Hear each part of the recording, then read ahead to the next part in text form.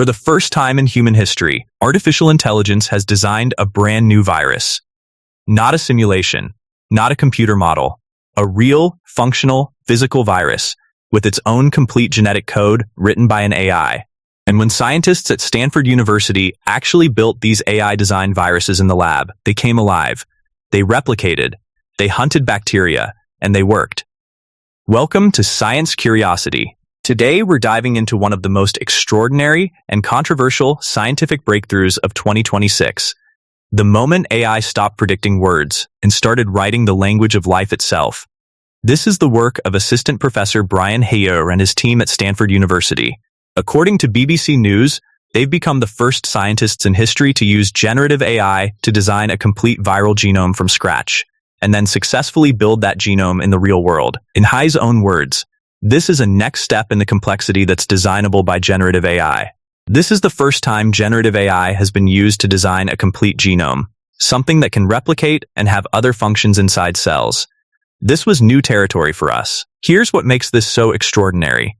The AI models used in this experiment, called Evo1 and Evo2, work almost exactly like ChatGPT. But instead of predicting the next word in a sentence, they predict the next letter in a genome. Think about that. ChatGPT was trained on human language. Evo was trained on the language of life itself, genetic codes from viruses, bacteria, plants, and even people. Every living thing on Earth is written in a 4-letter alphabet: A, T, C, G. Those are the base pairs of DNA. String them together in the right order, and you get a functioning organism. Evo learned that alphabet. It learned the rules of how life is written. And then, the Stanford team asked it to write something entirely new. The AI was refined to design a specific type of virus called a bacteriophage, a virus that only infects bacteria. Bacteriophages are harmless to humans. They cannot infect people. They only hunt specific species of bacteria. The AI generated hundreds of possible virus designs. The scientists then picked the most promising 302 AI-designed genomes and did something no one had ever done before. They synthesized them in the lab. They took AI text output and turned it into physical DNA. Then they placed those physical viruses onto petri dishes covered in E. coli bacteria and waited.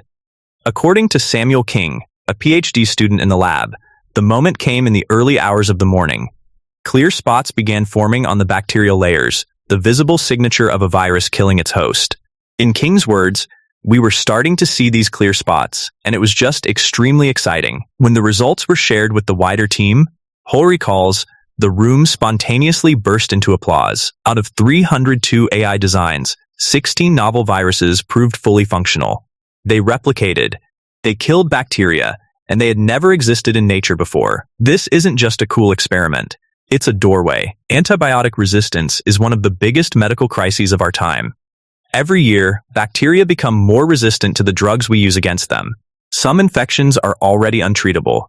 But bacteriophages don't work like antibiotics. They evolve. They target specific bacteria with surgical precision. And if AI can design custom phages on demand, engineered for a specific superbug in a specific patient, it could reshape how we treat infection forever.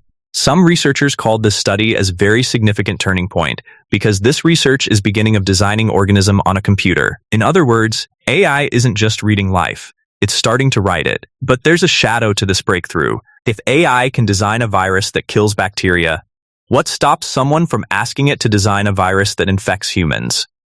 The Stanford team took precautions. They excluded viruses that could infect complex organisms from the training database. They only worked with bacteriophages, which cannot infect humans, and all of it happened inside a secure laboratory. Hie argues these safeguards go a long way toward ensuring that the technology is used for good, but the door has been opened, and doors like this cannot easily be closed.